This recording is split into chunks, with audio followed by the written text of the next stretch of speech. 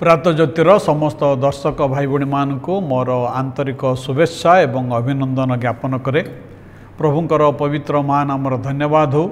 आउ एक नुआ कार्यक्रम नहीं माने आपण निकट को आसीपारिचु।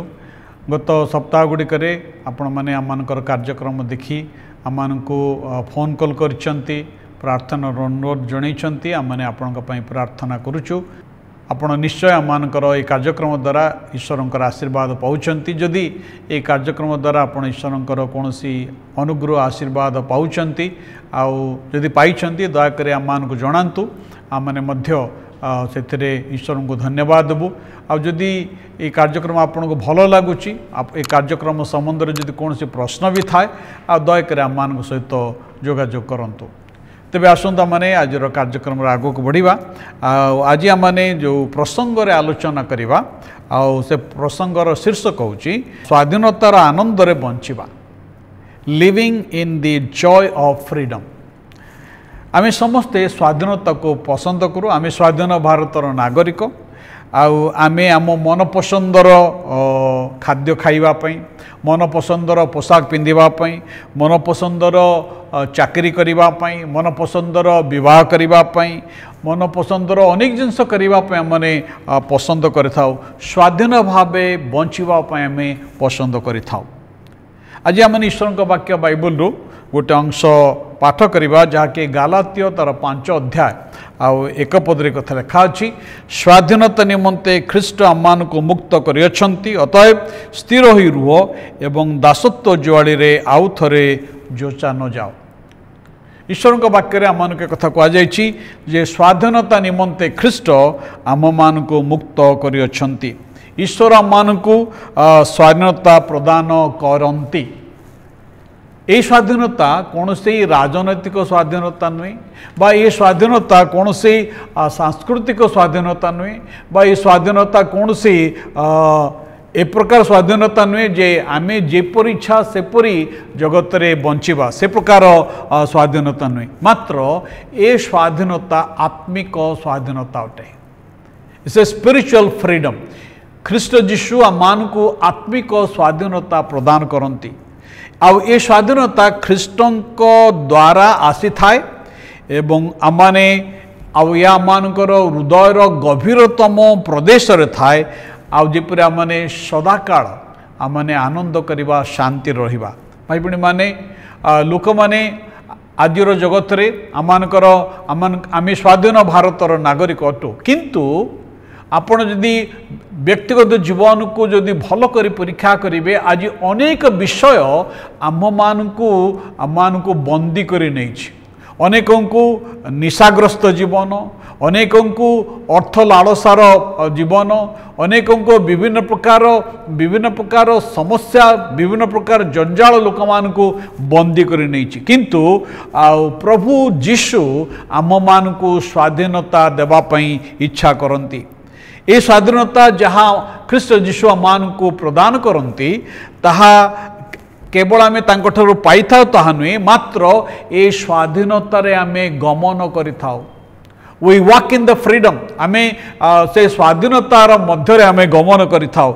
आउ ये स्वाधीनता संपूर्ण सुरक्षित एवं एथिरे आमे आनंद रे ए जगत रे बंची थाउ। भाई बहनी माने ये आनंद, ये स्वाधीनता प्रभु जीशु आमान को दियंती। से शैतान रो हस्तरु, पापर क्षमतारु एवं समस्त प्रकार शत्रुर आक्रमणरू से आमान को रक्षा करते। जेपरी आमाने प्रकृत स्वाधीनता लाभ करी जगत रे बंची परिबा। आ प्रभु जीशु ये स्वाधीनतार उत्स अटंती।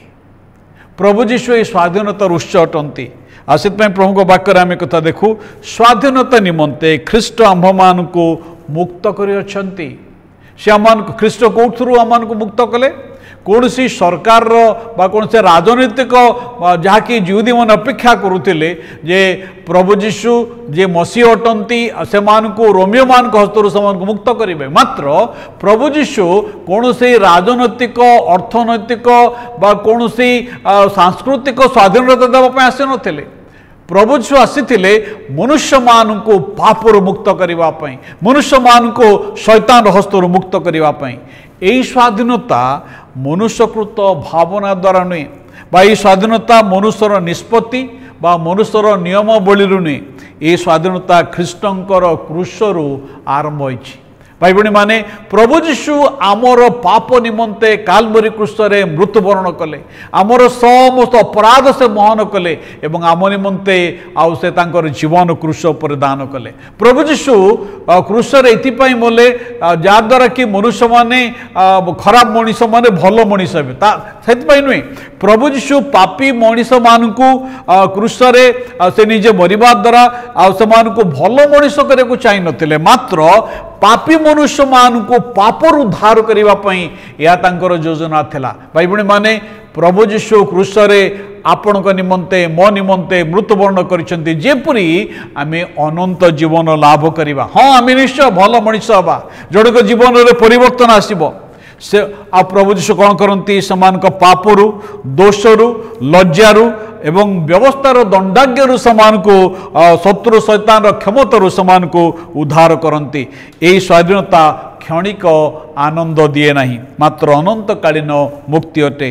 आज कौन आपण जीवन में स्वाधीनता चाहती ए स्वाधीनता मध्य आमान जीवन में गोटे भाववेगर स्वाधीनता आने आमे आमानकर इमोशनली आमे आनंद अनुभव करता। द्वितीय करन्ते तार 3:17 पद लिखा जाए प्रभु आत्मा अटंती आउ जोठारे प्रभुंकर आत्मा सेठारे स्वाधीनता। आमे भय द्वारा बंदी ही न थाउ आमे कार्य संपन्न एटा हमको करने को पड़ो एटा न कले असुविधा से प्रकार नहीं आमे कौन सी तुलनार बोझ बा कौन सी ए प्रकार बोझ ने आमे बंची न थाउ कारण ख्रीष्ट जीशु आम को स्वाधीनता प्रदान करती। आ जेता आमे ए स्वाधीनता प्राप्त हो कौन हुए ना आमर आमे पाप क्षमा पाई था। बड़ विषय भाई बड़ी माने पाप क्षमा आमे पाई था। ईश्वर आमानकर पाप को क्षमा करि थांती एवं आमान को से तांकर संतान करती से आमान को तांकर संतान करती केते बेले ना जेते बेले माने यीशु ख्रीष्ट को निज जीवन प्रभु एवं उद्धारकर्ता भाव ग्रहण करू से आम मान को तांकर संतान करती एवं आम जीवन रे एक बृहत्तर उद्देश्य अच्छी जगत रे बंचिबा पई आमे जगत रे एक बृहत्तर उद्देश्य निमंते बंची थाउ। भाई भणी माने ए स्वाधीनतार आनंद कौन आपण पाइबा पई चाहती तेबे प्रथम कथा ईश्वरंकर सत्यता को जानतु। Know the truth of God ईश्वर सत्यता को जानतु एवं स्वाधीनतार गमन करंतु तथा ख्रीष्ट जीशुंठार विश्वास करंतु एवं आपणकर जीवन को ईश्वर मार्ग रे चलांतु। आपण जदि जड़े स्वाधीन व्यक्ति हेबे आपण बदान्य व्यक्ति हेबे आपण जड़े प्रेमी व्यक्ति हेबे एवं आपण आनंदपूर्ण व्यक्ति हेबे। भाई भणी माने आपण कौन जीवन रे ये स्वाधीनता को चाहती प्रभु श्रीकृष्ण निकट को आसतु से आपण को से शांति से आनंद से स्वाधीनता देवे। प्रभु आम समस्त आशीर्वाद करंतु। Thank you so much.